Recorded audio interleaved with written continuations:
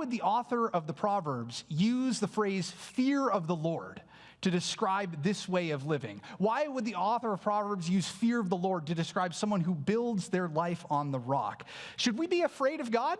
Is that what we're doing here? Is God someone who wants us to cower before the might of the almighty King of the universe? I don't know if this is quite right.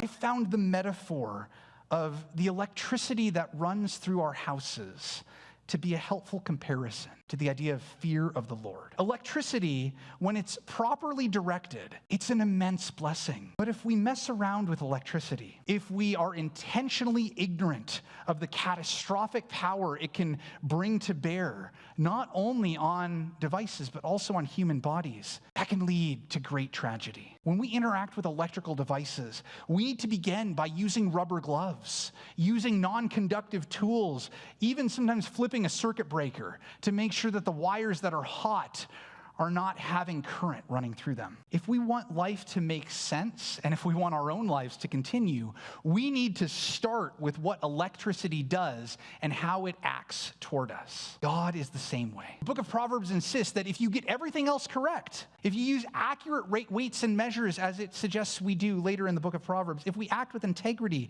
if we avoid fools and build relationships with the wise, that's all great. But if we don't start with the fear of the Lord, it's like being an electrician who gets all the stuff around electricity but doesn't take the power of electricity seriously.